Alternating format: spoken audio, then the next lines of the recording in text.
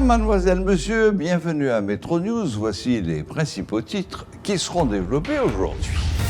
Le Premier ministre Ariel Henry a dressé un bilan positif de sa participation à une rencontre des chefs d'État et de gouvernement de la CARICOM et de la République dominicaine avec la vice-présidente américaine Kamala Harris, rencontre qui s'est tenue jeudi à Nassau, Bahamas.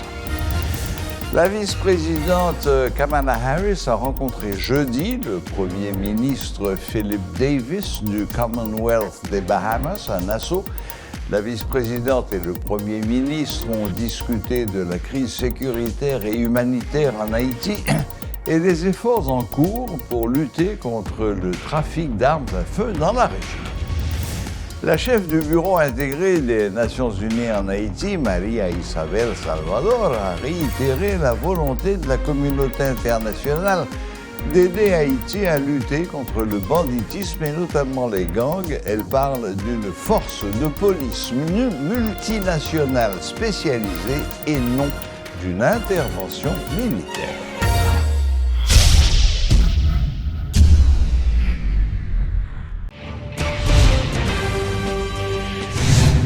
La vice-présidente Kamala Harris a rencontré jeudi le Premier ministre Philip Davis du Commonwealth des Bahamas à Nassau en prévision de la réunion des dirigeants États-Unis-Caraïbes que la vice-présidente a co-organisée avec le Premier ministre Davis, actuel président de la Communauté des Caraïbes.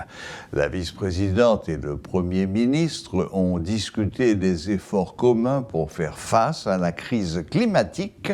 Ils ont discuté de l'accélération de la transition vers une énergie propre, du renforcement de la résilience climatique et de la préparation aux catastrophes. Elle a salué l'engagement du Premier ministre Davis à rejoindre le Green Shipping Challenge. La vice-présidente et le Premier ministre ont discuté également de la crise sécuritaire humanitaire en Haïti et des efforts en cours pour lutter contre le trafic d'armes à feu dans la région. Le Premier ministre Ariel Henry a confirmé sa participation à la rencontre qui se tient à la Jamaïque entre les protagonistes autour de la crise haïtienne. Selon le docteur Henry, cela prouve son esprit d'ouverture et sa disponibilité à dialoguer avec les autres acteurs et tous les secteurs de la crise multiforme qui gangrène le pays. Le chef du gouvernement a par ailleurs confirmé que la Jamaïque a manifesté sa volonté de participer à une force multinationale spécialisée pour aider à résoudre le problème d'insécurité qui sévit dans le pays. Le Premier ministre a fait cette déclaration lors d'un point de presse tenu au salon diplomatique lors du sommet des Bahamas avec la vice-présidente américaine Kamala Harris et la République dominicaine. La situation qui prévaut chez nous continue à être une préoccupation pour eux. Les États-Unis demeurent engagés à nos côtés dans la recherche d'un appui pour la PNH. Ils veulent plus de coordination entre les bailleurs. La Jamaïque a réaffirmé sa volonté de participer à une force spéciale multinationale. Je dois vous dire que dans le cadre des discussions qui se poursuivent pour le déploiement de cette force multinationale, j'ai, avec l'aval du gouvernement et du Haut Conseil de la Transition, et après concertation avec certains partenaires, adressé une correspondance au secrétaire général des Nations Unies pour réitérer notre demande produite en octobre dernier. Je continue les contacts au niveau international sur la question, car le rétablissement d'un climat sécuritaire demeure une urgence et un impératif si nous voulons aller aux élections et si nous voulons vivre normalement sur notre territoire. L'initiative de la CARICOM d'inviter à la Jamaïque des acteurs haïtiens qui, pour diverses raisons, n'arrive pas à se parler ici en Haïti a été évoqué. Je vous annonce que dimanche prochain, je répondrai à l'invitation du Premier ministre des Bahamas, qui préside la CARICOM, parce que je demeure un homme de dialogue, toujours prêt à parler avec les compatriotes de bonne volonté pour trouver des solutions durables aux crises que connaît notre pays. Entre-temps, le gouvernement, avec l'accompagnement de nos partenaires internationaux, fait de son mieux pour apporter du secours aux victimes des dernières inondations. Saison cyclone commencée. M'a demandé la presse et nous fait message protection civile passé pour ne pas obliger toute qualité victime, toute quantité de victimes, ça y est, les gros la pluie a tombé. Épidémie choléra a continué dans le pays. Nous tous, nous devons prendre en pile précaution. La chef du Bureau intégré des Nations Unies en Haïti a réitéré la volonté de la communauté internationale d'aider le pays à éradiquer le grand banditisme. Selon Maria Isabel Salvador, cette démarche aidera le gouvernement à s'assurer d'un climat sécuritaire afin d'organiser les prochaines joutes électorales en Haïti.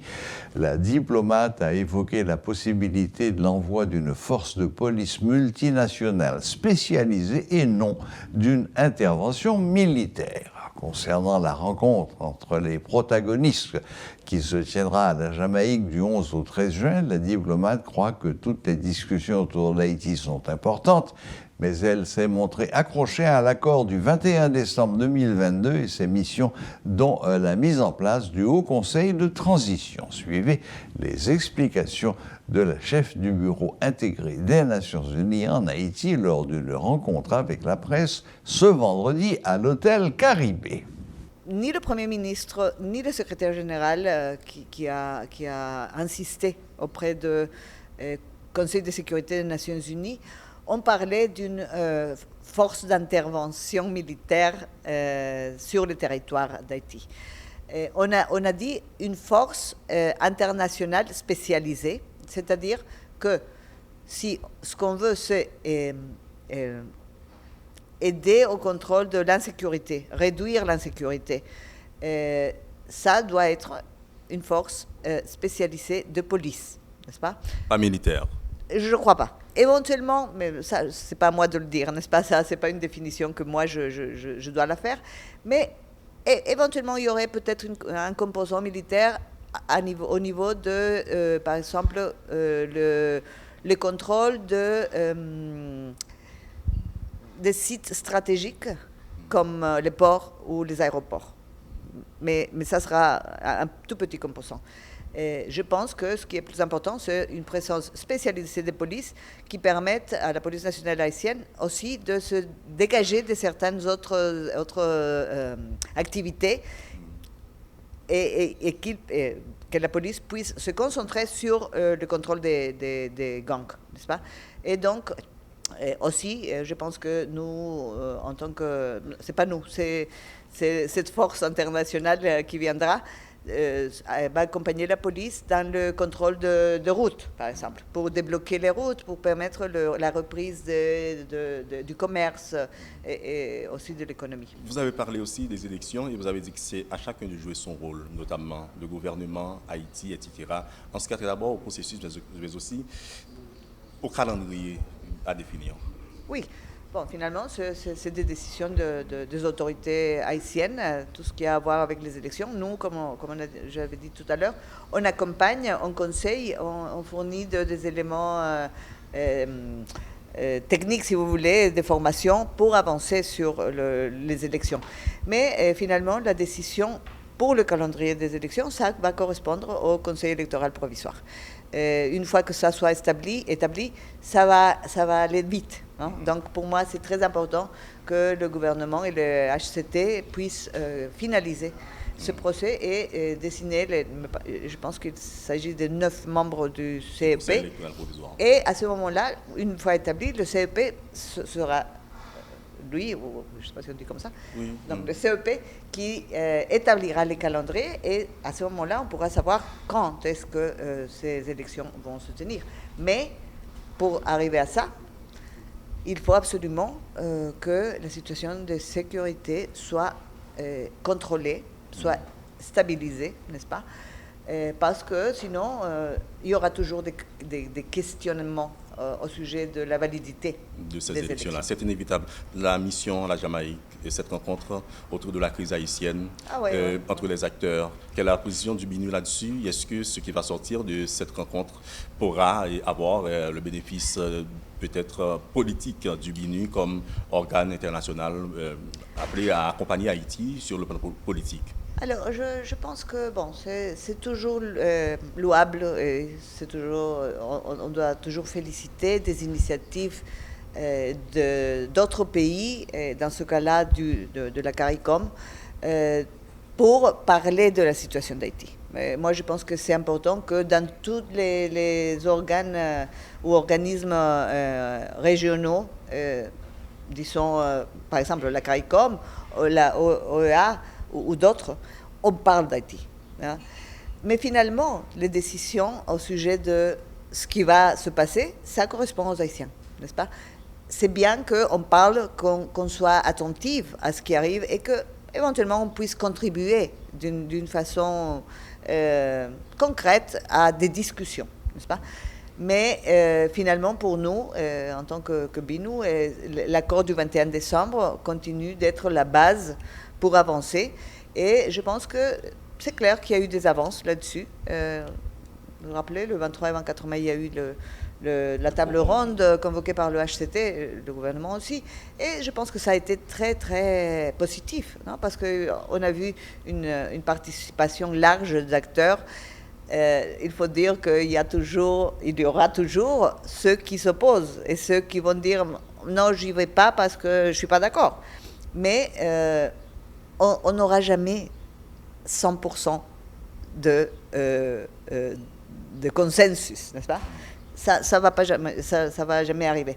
Mais donc, je reviens sur la table ronde. Je pense que ça c'était un important effort du HCT.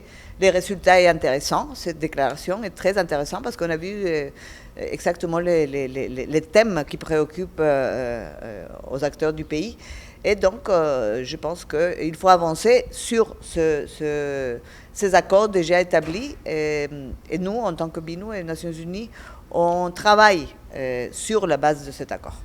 La 29e édition de Livres en folie est une réussite selon les organisateurs de cet événement littéraire qui s'est tenu à l'hôtel Caribbean Convention Center ce jeudi 8 juin. De nombreuses personnes ont fait le déplacement pour y assister. Une cinquantaine d'auteurs ont présenté des ouvrages traitant de diverses thématiques, et notamment le tourisme, la poésie et la politique.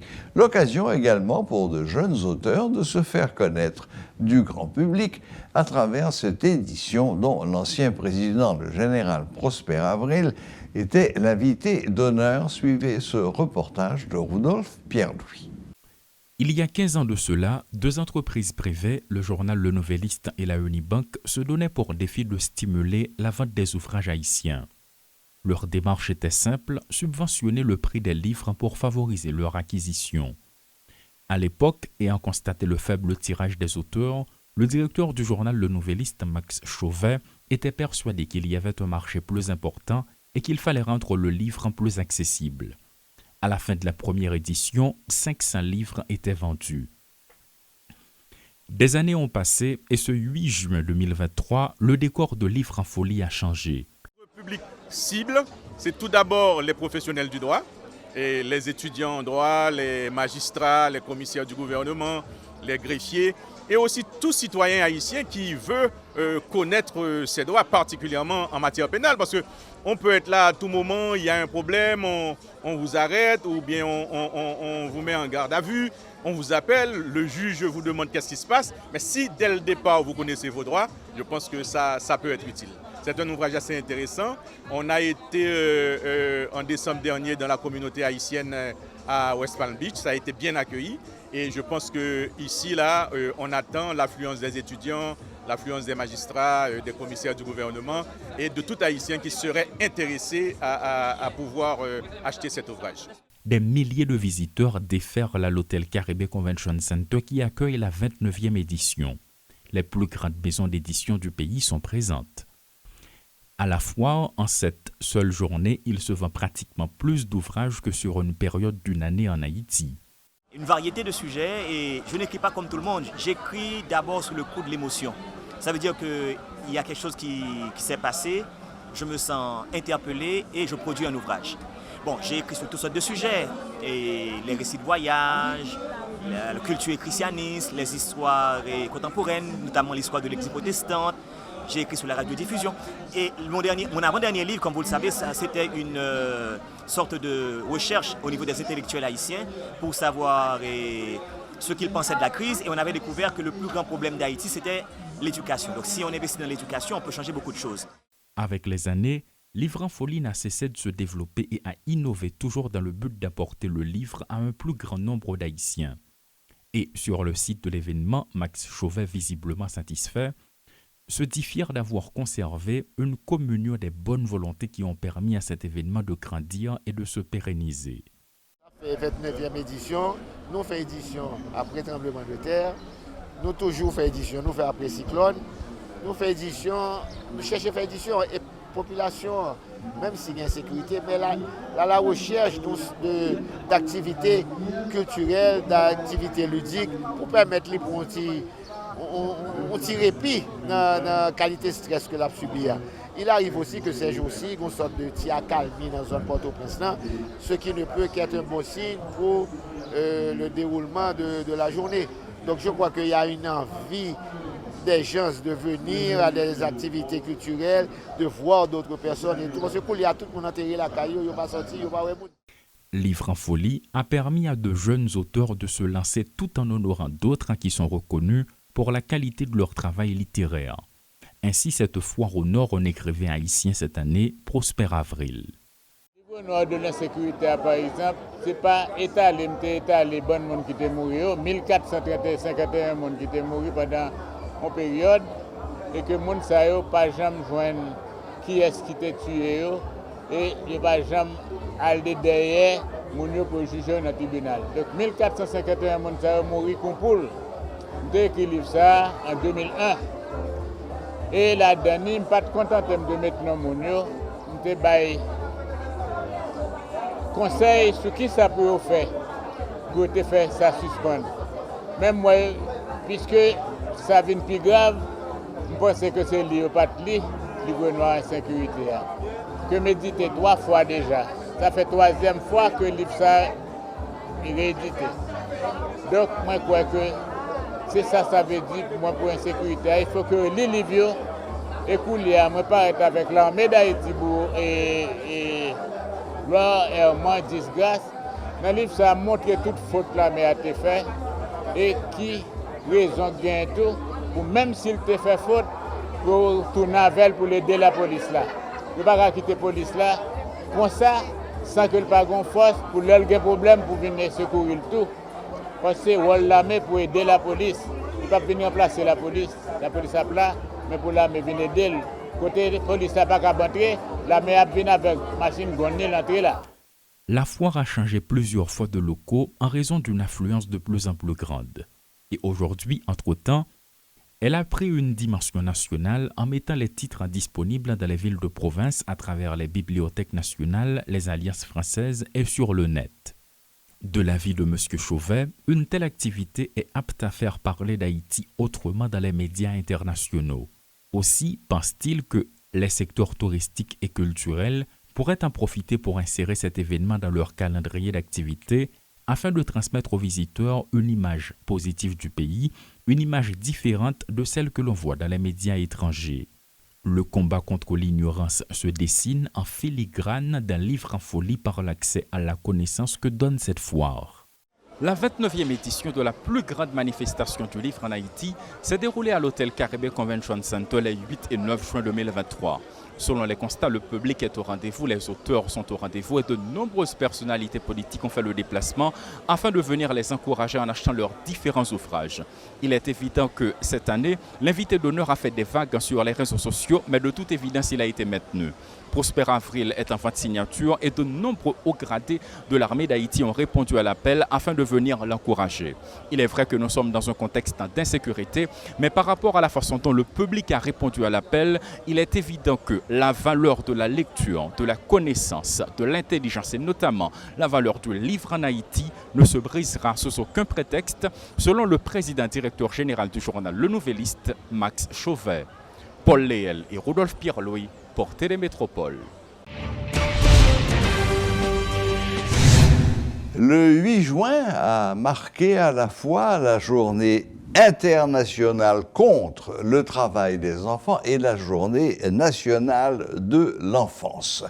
Pour parler de ce grave problème de l'enfance au travail, nous avons avec nous en visioconférence ce soir Madame Fedora Pierre-Louis qui travaille à la fois, elle est directrice à World Vision ainsi qu'à Roche-P qui est une organisation chrétienne de protection de l'enfance. Bonsoir Madame Pierre-Louis et bienvenue à Metro News. Bonsoir Metro News et merci de me recevoir. Je suis très heureuse d'être avec vous pour discuter de la condition des enfants dans le pays dans le cadre de ces deux dates que vous avez mentionnées. Très bien, Madame Pierre-Louis. Bon, alors, vous voulez parler en tant que World Vision ou en tant que Roche-P? Roche-P, c'est le réseau d'organisations chrétiennes pour l'épanouissement et la protection des enfants. Oui. C'est une plateforme qui a été créée en 2005. Oui, et apolitique, on a mission essentielle qui est... Allô? Oui, une organisation, c'est précisé, apolitique. C'est une organisation apolitique, justement. D'accord, oui. Donc là, vous comptez vous exprimer plutôt au nom de Roche-P ou plutôt au nom de World Vision? Oui, je suis avec vous aujourd'hui surtout pour représenter Roche-P, étant la coordonnatrice nationale. Très bien. Voilà. Bon, alors, je dois vous avouer que je n'avais jamais entendu parler de cette organisation. Alors, pouvez-vous en quelques mots nous présenter vos buts et surtout vos actions? Concrètement, qu'est-ce que vous faites pour les enfants d'Haïti?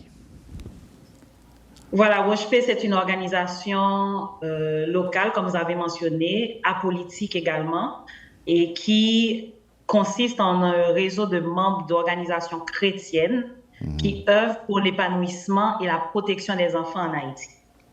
Notre mission essentielle, c'est vraiment de veiller à ce que nous puissions renforcer le plaidoyer en faveur de l'épanouissement et de la protection des enfants dans le pays. Oui, j'ai vu ça en effet, mais concrètement, ça se traduit par quoi? Vous avez des écoles, vous avez des centres de santé, concrètement, qu'est-ce que vous avez? Concrètement, qu'est-ce que nous avons? Nous avons des membres qui sont très actifs dans le secteur de protection de l'enfant et régulièrement, nous avons des discussions et sur des actions bien spécifiques que nous voulons soit réaliser ensemble ou réaliser en groupe de travail pour vraiment adresser des priorités en ce qui a trait à la protection des enfants. Donc, nous essayons aussi de travailler avec des églises pour accompagner les leaders religieux et aussi des écoles pour vraiment renforcer le système de protection au sein de ces deux secteurs. Question à ce que nous ayons une priorité accentuée sur une approche positive aussi sur les risques de protection, les dangers de protection auxquels font face les enfants ici en Haïti et comment soit prévenir ou répondre à certains incidents. Vous vous occupez d'enfants à partir de quel âge? Au fait, Roche-P ne travaille pas directement avec les enfants. Roche-P travaille avec ses membres. Donc, c'est une organisation de plaidoyer, de défense de droits. C'est une organisation aussi qui recommande et qui conseille, mais nous ne travaillons pas directement avec des enfants. D'accord, très bien.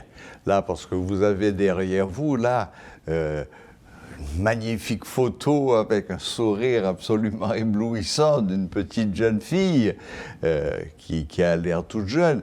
Mais est-ce que ces organisations s'occupent également des enfants des rues, de ceux qui traînent, les petits vagabonds qui traînent, qui essuient les vitres des voitures ou qui quémandent?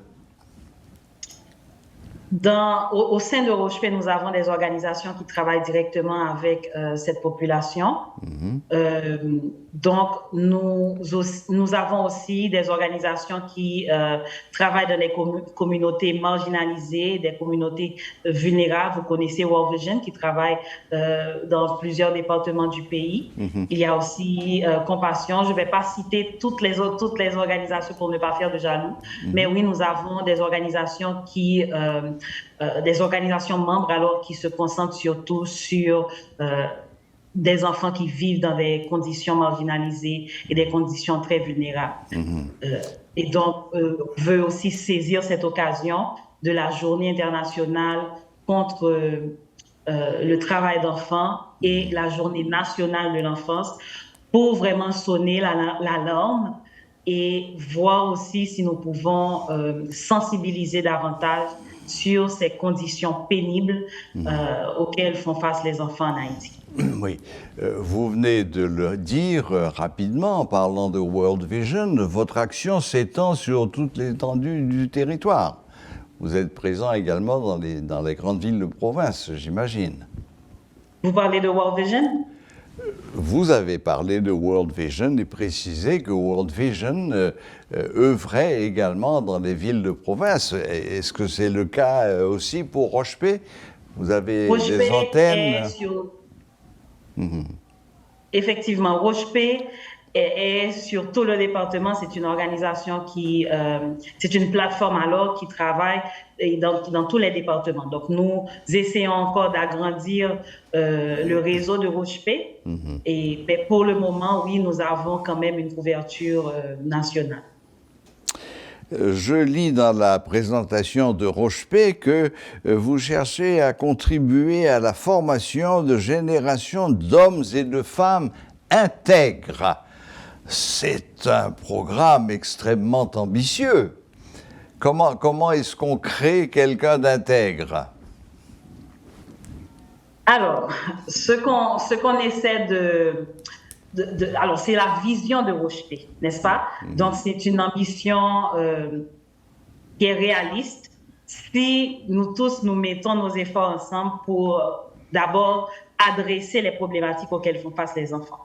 Et donc, nous pensons que si le travail est fait dès l'enfance, nous pouvons arriver à un idéal d'obtenir des adultes intègres, des adultes dignes et responsables, capables d'assurer l'avenir d'un pays. Oui, vu sous cet angle, ça paraît être un travail de titan. La tâche est énorme. C'est pas facile, c'est une tâche énorme, comme vous avez dit.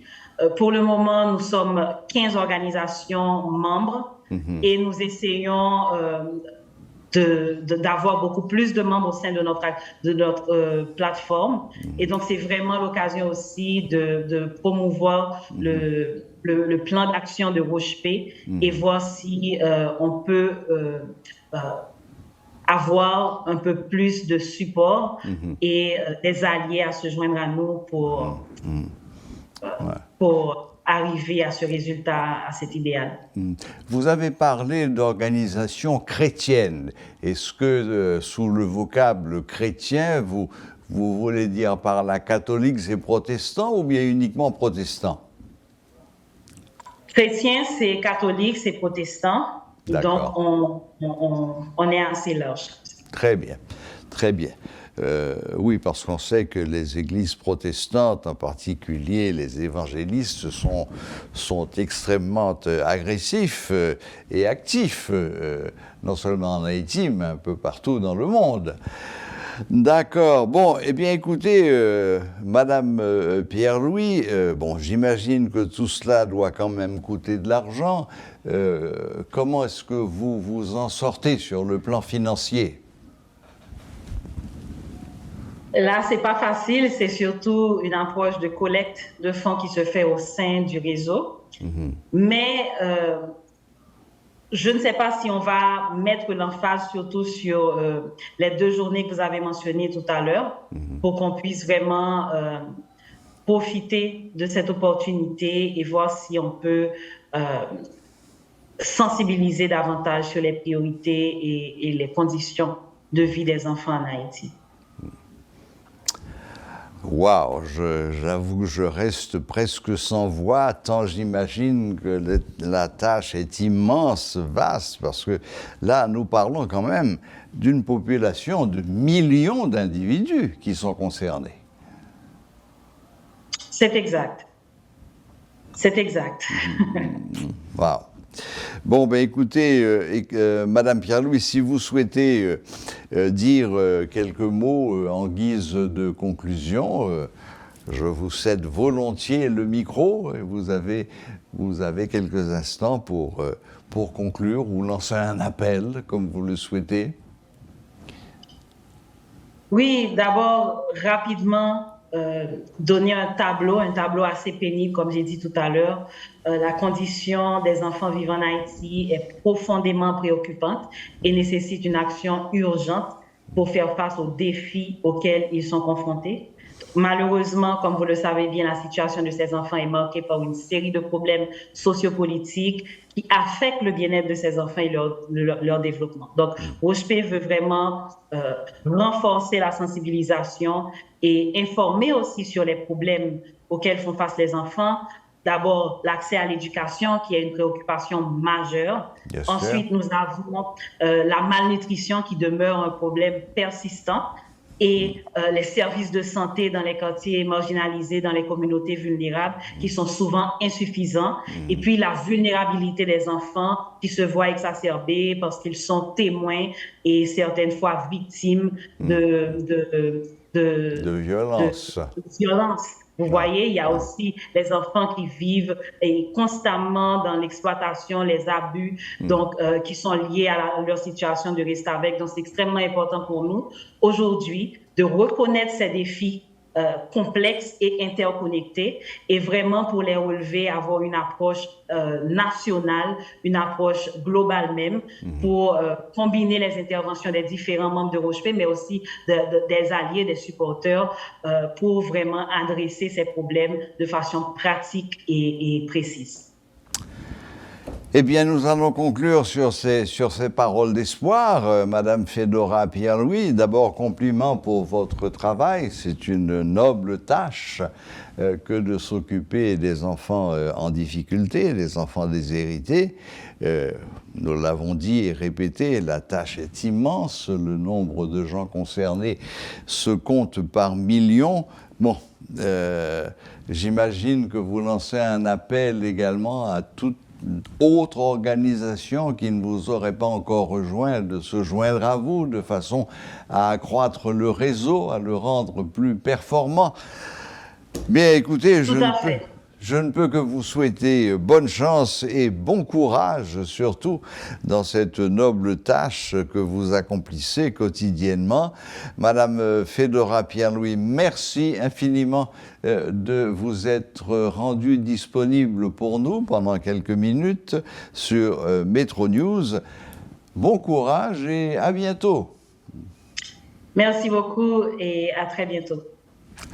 Voilà, c'était Madame Fedora Pierre-Louis de World Vision et de Roche-P, des organisations qui s'occupent surtout de l'enfance dans ces journées internationales contre le travail de l'enfant et la journée nationale de l'enfance ici en Haïti en date du 8 juin. Merci. Et pour conclure, un bref rappel des titres. Le Premier ministre Ariel Henry a dressé un bilan positif de sa participation à une rencontre des chefs d'État et de gouvernement de la CARICOM et de la République dominicaine avec la vice-présidente des États-Unis d'Amérique, Kamala Harris, rencontre qui s'est tenue jeudi à Nassau, aux Bahamas. La vice-présidente Kamala Harris a rencontré jeudi le Premier ministre Philip Davis du Commonwealth des Bahamas à Nassau. La vice-présidente et le Premier ministre ont discuté de la crise sécuritaire et humanitaire en Haïti et des efforts en cours pour lutter contre le trafic d'armes à feu dans la région. La chef du Bureau intégré des Nations Unies en Haïti, Maria Isabel Salvador, a réitéré la volonté de la communauté internationale d'aider Haïti à lutter contre le banditisme, notamment les gangs, et parle d'une force de police multinationale spécialisée et non d'une intervention militaire. Voilà, la boucle est bouclée. Merci de nous rester fidèles. Très bon week-end à toutes et à tous et à la prochaine, même heure, même chaîne.